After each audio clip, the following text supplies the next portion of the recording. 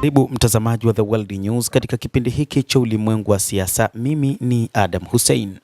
Kuna ripoti za uvamizi mkubwa unaotaka kufanywa na Marekani ili waweze kupata 60% ya uranium ya Iran iliyorutubishwa. Bado kuna uwezekano kwamba Marekani inaweza kutuma vikosi vya ardhini kwa mtindo fulani.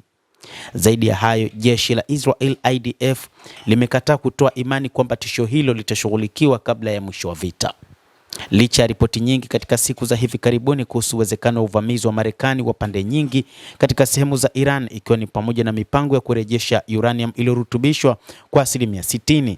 Gazeti la Jerusalem Post la nchini Israel linaelewa kuwa ripoti hizo zimetiwa chumvi. Bado kuna uwezekano kwamba Marekani inaweza kutumia vikosi vya ardhini kwa mtindo wa aina hiyo kuhakikisha kwamba wanapata 60% ya uranium iliyorutubishwa na Iran. Hata hivyo, malengo ya kijeshi ya Marekani yamekuwa yakifupishwa mara kwa mara, kama yakilenga kuondoa makombora ya ballistic, ndege zisizokuwa na rubani na vitisho vya majini, sio urani iliyorutubishwa ya Iran.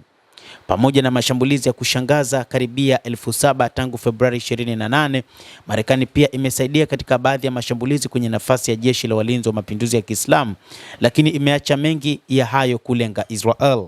Mipango hiyo inadaiwa kwamba ni ya hivi punde na ndicho ambacho kilimfanya rais wa Marekani Donald Trump kumkataza rais wa Urusi Vladimir Putin juu ya kuchukua uranium ya 60% ambayo ni zaidi ya kilogramu 400 ambayo imerutubishwa.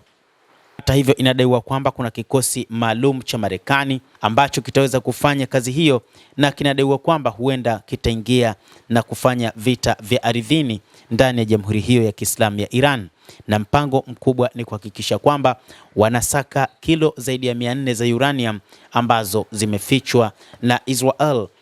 Licha ya kwamba katika vita vya siku 12 rais wa Marekani Donald Trump aliuaminisha ulimwengu kwamba tayari wameshaharibu zaidi ya kilogramu 400 za uranium, lakini taarifa hizo zilikuwa potofu, na CIA walielezea uhalisia kwamba kilogramu hizo 400 bado zingali zipo huko nchini Iran. Baada ya vita vya Juni mwaka 2025, vitisho viwili vikuu vya nyuklia vilivyosalia ni zaidi ya kilogramu 400 za uranium ya nyuklia iliyorutubishwa kwa kiwango cha 60% iliyofunikwa na vifusi kutoka kwa mashambulizi ya IDF kwenye maeneo ya nyuklia ya kituo cha nyuklia cha Pickersea Mountain. Baadhi ya Waisrael walikuwa na matumaini kwa kuzingatia ripoti ya uingiliaji kati wa Marekani kwamba angalau 60% ya uranium iliyorutubisha ingekamatwa au kuyeyushwa. Tofauti na uingiliaji kati wa vikosi vya Marekani huko Venezuela mnamo Januari, ambayo ilichukua masaa machache tu, uingiliaji kati huo ulipanuliwa ungeweka vikosi vya ardhini vya Amerika katika kiwango cha hatari ambacho hakijawahi kushuhudiwa hata na kile Israel na Amerika wameita ukuu wa anga.